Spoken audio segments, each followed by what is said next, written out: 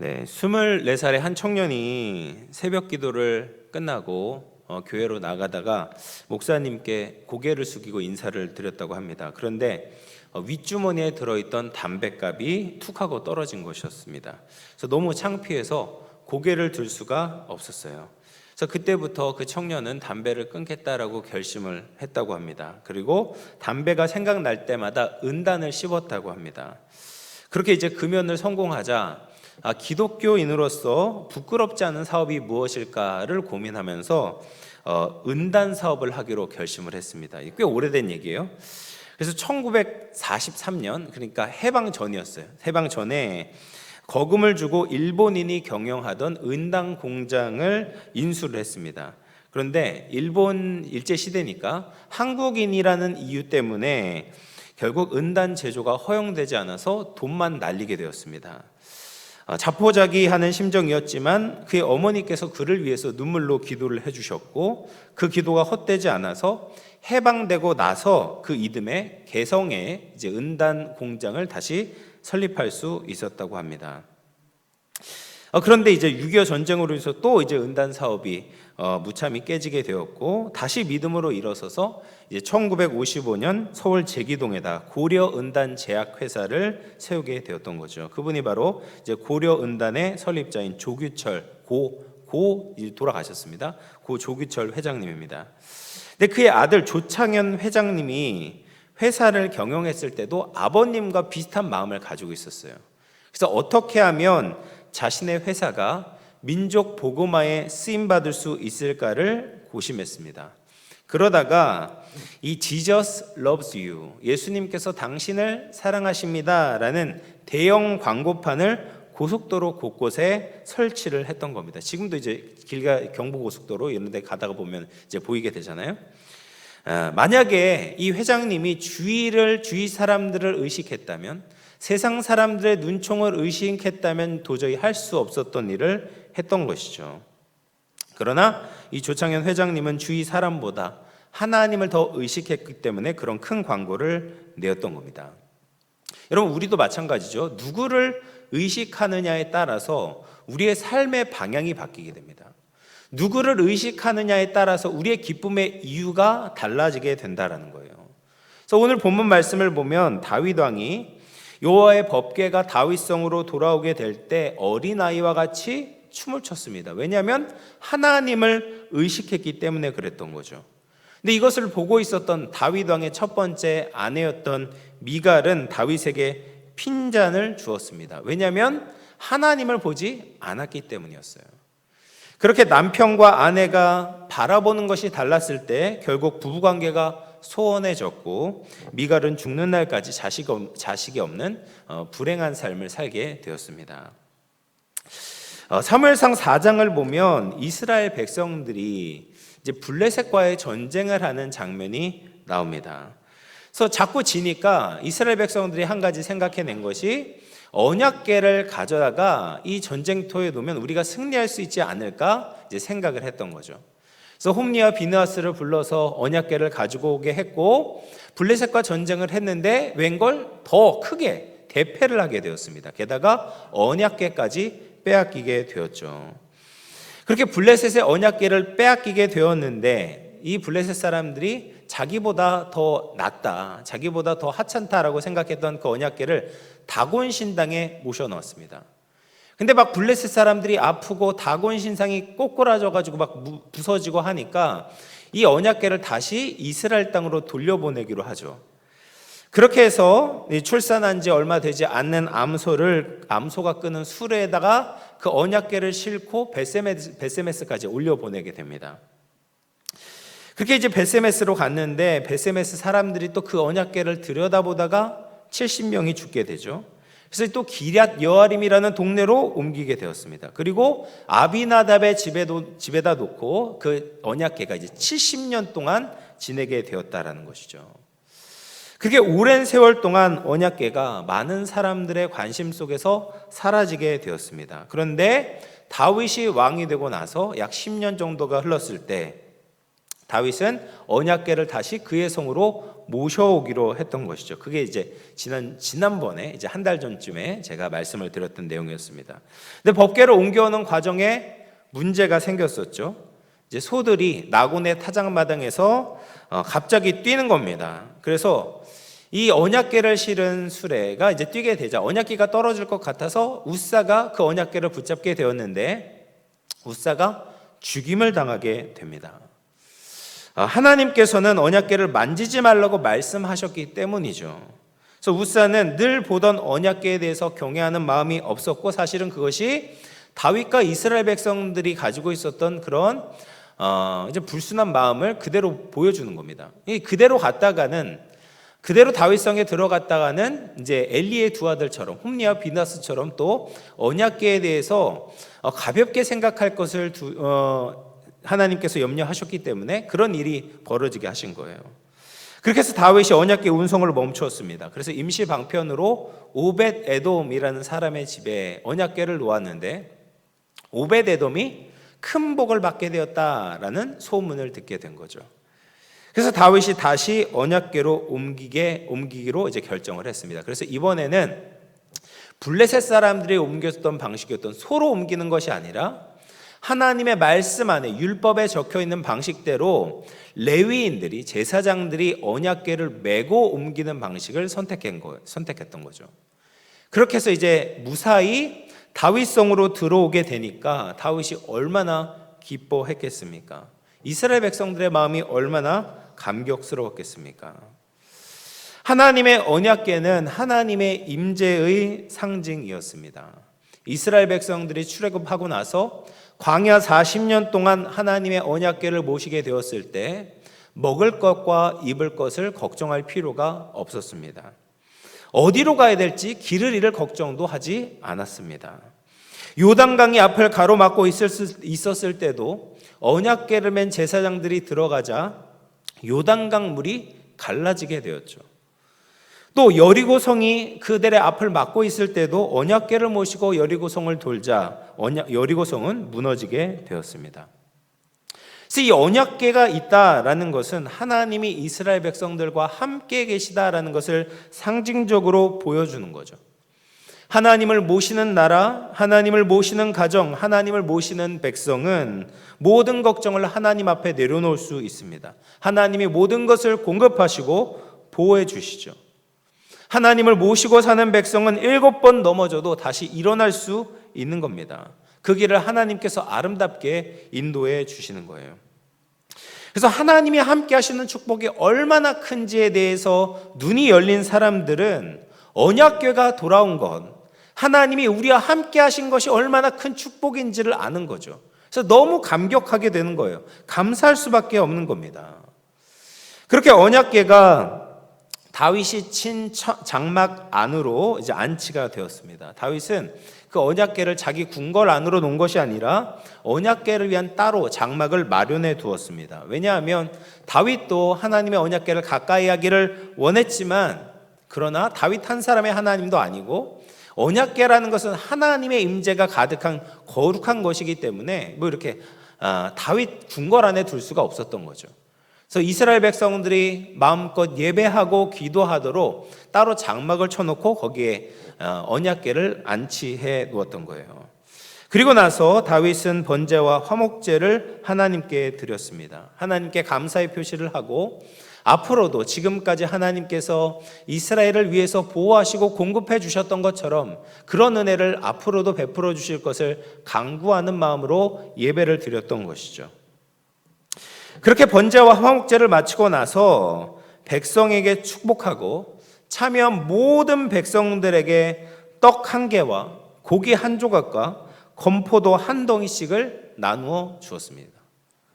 그래서 모든 백성들이 함께 기쁨의 잔치, 영광의 잔치에 참여하고 집으로 돌아가게 되었다라는 것이죠. 근데 그렇게 모든 백성들이 기뻐하고 즐거워하는 그 자리에 참석하지 않은 한 사람이 있었다라는 거예요. 바로 미갈이었습니다. 그래서 사무엘하 6장 20절 말씀을 우리 같이 한번 읽어보겠습니다. 6장 20절 시작. 다윗이 자기의 가족에게 축복하러 돌아오매 사울의 딸 미갈이 나와서 다윗을 맞으며 이르되 이스라엘 왕이 오늘 어떻게 영화로우신지 방탕한 자가 염치 없이 자기의 몸을 드러내는 것처럼 오늘 그의 신복의 계집종의 눈앞에서 몸을 드러내셨도다 하니. 다윗은 지금 미갈을 찾아간 이유가 뭐예요? 자신의 가족에게, 자기 가족에게 축복하려고 한 거예요. 축복하려고 갔습니다. 여러분, 언약궤가 다윗성에 들어온 것은 백성에게뿐 아니라 다윗의 가족들에게도 기쁨이 되어야 되죠. 여러분, 다른 사람들이 신앙생활을 하는 것을 보는 것도 기쁨이지만 자신의 가족, 자신의 친족이 신앙생활을 잘하고 있는 것을 보는 것만큼 기쁜 일이 어디에 있겠습니까? 반대로 다른 사람들이 하나님을 경홀히 여기는 것이 참 안타까운 일이지만 나의 육신의 가족이 하나님을 떠나게 된다라는 것은 가슴을 치게 아픈 일이잖아요. 다윗은 자신의 가족을 축복하기 위해서 온 거예요. 그러니까 하나님을 만나야, 하나님을 기뻐해야 축복을 받을 수 있는 것 아니겠습니까? 그렇게 축복하기 위해서 왔는데 미갈은 그 축복을 받기 위한 준비가 되어 있지 않았다라는 거예요. 그래서 지금 미갈에 대해서 표현을 할 때 그 앞에 뭐라고 이야기를 하냐면 사울의 딸 미갈이다 라고 묘사를 합니다. 여러분, 여기에 사울의 딸이라는 것에 의미가 있습니다. 여러분, 사울은 하나님의 말씀을, 하나님의 복을 우습게 여긴 사람이었어요. 사울이 40년을 통치하면서 얼마든지 법궤를 옮겨올 수 있는 시간과 기회가 있었습니다. 그런데 그냥 기럇 여아림이라는 곳에 방치를 해두었죠. 그만큼 이 언약궤에 대해서 관심이 없었고 하나님에 대해서 관심이 없었다라는 거예요. 정말 하나님께 우선순위를 두었다면 가장 먼저 이것을 하려고 했었겠죠. 하나님께 나라의 흥망성쇠가 달려있다라고 믿었다면 사울은 법궤를 그냥 두지 않았을 것입니다. 무슨 일이 있더라도 법궤를 옮기는 것을 먼저 하려고 했던 것이죠. 우리도 마찬가지죠. 우리가 하나님께 우리의 미래가 달려있다고 생각한다면, 우리 가정에 축복이 달려있다라고 믿는다면 하나님을 절대로 소홀히 할 수 없습니다. 하나님을 먼저 찾을 수밖에 없죠. 이처럼 사울의 그 영적으로 무관심하고 무지한 모습을 미갈이 똑같이 닮았었다라는 데 있어서 이제 사울의 딸 미갈이라고 표현을 한 거예요. 미갈은 다윗을 향해서 조롱을 퍼붓습니다. 다윗을 맞으며 이르되 이스라엘 왕이 오늘 어떻게 영화로우신지라고 말해요. 이것은 진짜 영화롭다라는 것이 아니라 비꼬면서 이야기를 하는 겁니다. 여러분, 우리도 정말 누군가가 꼴보기 싫은 행동을 하면 진짜 대단하다 이런 식으로 얘기하잖아요. 그건 진짜 대단하다라는 얘기가 아니죠. 그 행동이 얼마나 잘못됐는지에 대해서 반어법적으로 표현하는 것 아니겠습니까? 지금 미갈이 그렇게 이야기를 하는 거예요. 지금 다윗이 치욕스러운 행동을 했다라는 것을 반어적으로 비꼬면서 말하고 있는 거예요. 그래서 뒤이어서 진짜 이야기를 하고 있는 것이죠. 영화로우신지 방탕한 자가 염치 없이 자기 몸을 드러내는 것처럼 했다라는 거예요. 지금 다윗 왕에게 방탕하다라고 이야기를 합니다. 그리고 자기 몸을 지금 천한 사람들 앞에서 드러내고 있다라고 이야기를 해요. 미갈이 지금 신경 쓰는 것이 무엇입니까? 왕으로서의 채통과 명성에 대해서만 신경을 쓰고 있었어요. 겉으로 보이는 모습이 왕답지 못했다라는 것입니다. 다르게 말하면 내 아버지 사울이라면 그렇게 하지 않았을 텐데 왕으로서 채신머리 없이 어떻게 그렇게 천한 춤을 출 수 있냐라고 다윗의 자존심을 긁고 있는 겁니다. 여기에서 우리는 미갈의 시각을 알 수 있는 거죠. 이 기쁨의 시간에, 기쁨의 순간에 하나님을 찬양하고 예배하는 것은 안중에 없고 그냥 다윗이 어떻게 행동을 하는지에 대해서만 관심을 갖고 있는 거예요. 다윗이 왕이라는 지위를 가지고 있다는 것을 생각했지만 그가 지금 왕 중에 왕이신 하나님 앞에 있다는 것은 생각하지 못하고 있었다는 것이죠. 그 이야기를 듣고 다윗이 가만히 있지 않고 이렇게 대답을 하는 겁니다. 사무엘하 6장 21절과 22절을 같이 한번 읽어보겠습니다. 시작. 다윗이 미갈에게 이르되 이는 여호와 앞에서 한 것이니라. 그가 내 아버지와 그의 온 집을 버리시고 나를 택하사 나를 여호와의 백성 이스라엘의 주권자로 삼으셨으니 내가 여호와 앞에서 뛰놀리라.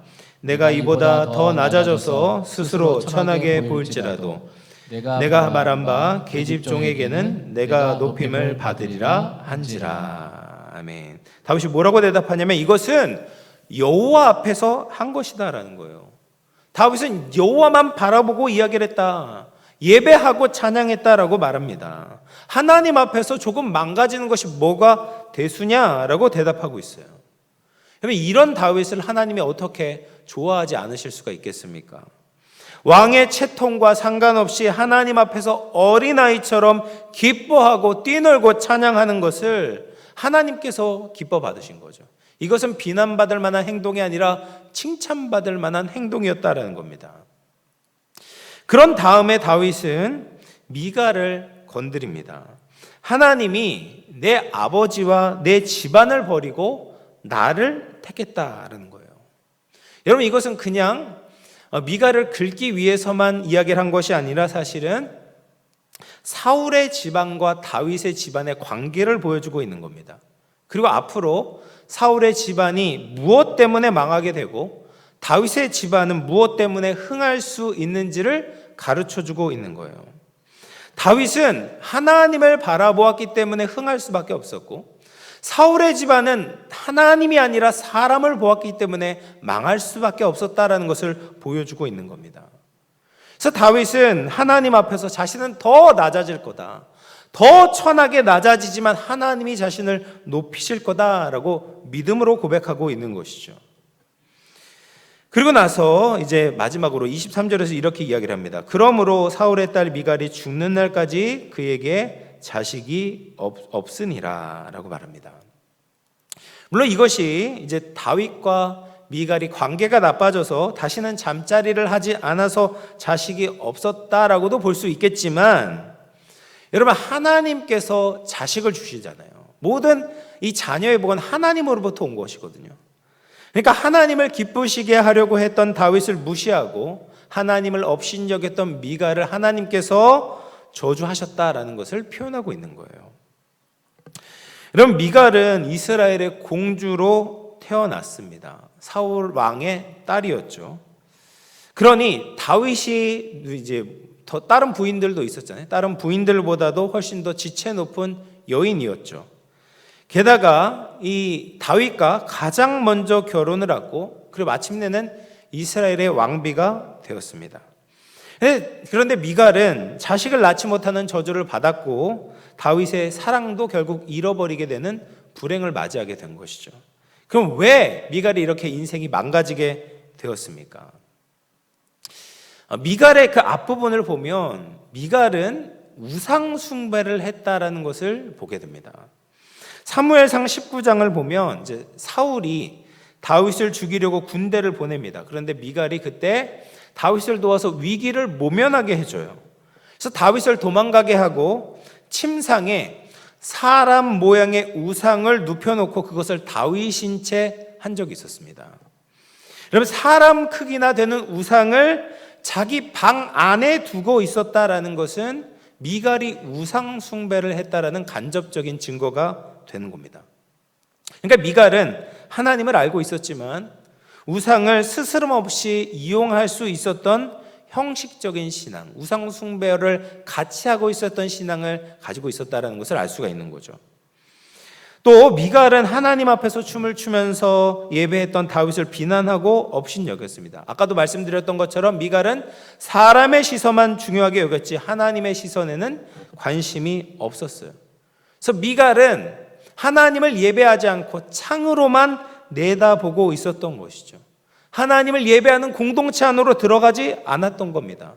사람들이 나를 어떻게 볼지를 생각하긴 했지만 하나님이 나를 어떻게 보실지에 대해서는 관심이 없었다라는 거예요. 그리고 미갈은 하나님과 소통하지 않았습니다. 여러분 다윗의 가장 큰 특징은 무엇입니까? 하나님께 여쭈어 보는 거예요. 하나님께 기도하는 겁니다. 근데 미갈에게 있어서는 그런 장면이 하나도 나타나지 않습니다. 예배하지도 않고 기도하지도 않았다라는 거예요. 다윗을 사랑했던 것도 인간적인 매력과 호감 때문에 그런 것이지 하나님의 기름 부음 받은 자라는 그런 인식 때문에 다윗을 좋아했던 것은 아니었다라는 거예요. 그러니까 하나님과 직접적인 소통이 없었다라는 겁니다. 여러분, 미갈처럼 좋은 환경과 좋은 조건을 가진 사람들이 있습니다. 그러나 금수저를 물고 태어났다고 해도 하나님을 중요하게 여기지 않고 예배하지 않는다면 축복을 잃어버리게 되는 겁니다. 어떻게 보면 미갈이나 다윗이나 똑같은 죄인이죠. 다 실수를 범합니다. 죄악을 저질렀습니다. 그런데 미갈과 다윗의 다른 점이 있었죠. 다윗은 죄를 깨달았을 때 즉시 회개하고 죄악에서 돌이키려고 했습니다. 아까 그 언약궤를 옮겼을 때도 그랬었죠. 처음에 자신의 생각으로 그냥 세상적인 방법으로 하나님의 궤를 옮기려다가 실패한 이후에 하나님의 뜻을 깨닫게 되었습니다. 그래서 다시 궤를 옮길 때에는 철저하게 하나님의 뜻과 말씀을 따라 행동하려고 했다라는 거예요. 여러분, 이것이 중요한 포인트입니다. 다윗이 완벽해서 하나님의 마음에 합한 사람이 된 것이 아니다라는 것이죠. 우리랑 똑같이 실수하고 죄를 짓고 끔찍한 일도 저질렀습니다. 그런데 즉시 깨닫고 회개하여 하나님 앞에 엎드릴 때 하나님께서 그를 버리지 않으신 거죠. 그를 선한 길로 인도해 주셨다라는 겁니다. 우리도 마찬가지입니다. 우리도 실수하죠. 하나님을 위해서 살고 싶지만 넘어질 때가 너무나 많습니다. 그런데 그때 미갈이 걸었던 길이 아니라 다윗의 길로 가야 된다라는 것이죠. 하나님께로 돌아와야 됩니다. 진짜 주인이 누구인지를 기억하며 하나님의 말씀에 엎드리게 될 때, 그때 하나님께서 우리의 길을 선하게 인도하시고 하나님을 예배하는 예배자로 다시 우리를 세워주실 줄로 믿습니다. 이제 말씀을 마무리하겠습니다. 여러분, 우리가 어떤 환경에서 태어났는가는 중요하지 않습니다. 왕의 집안에서 태어나도 미갈처럼 하나님을 우습게 여긴다면 점점 인생은 저물게 될 것입니다. 그러나 부족한 인생이라고 해도 하나님을 기뻐하며 하나님의 뜻에 맞추어 살아가려고 한다면 하나님이 점점 우리의 인생을 높이실 것을 믿습니다. 왕이 되었어도, 왕비가 되었어도 하나님을 주인으로 모시고 그 앞에 어린아이처럼 겸손하지 않으면 하나님은 그를 낮추시는 것이죠. 늘 우리의 부족함을 깨닫고 하나님 앞에 돌아오며 주님의 말씀으로 우리의 삶을 교정하고 하나님 마음에 합한 사람이다라고 칭찬받을 수 있는 저와 우리 모든 영암의 가족들 다 될 수 있기를 주님의 이름으로 축원합니다.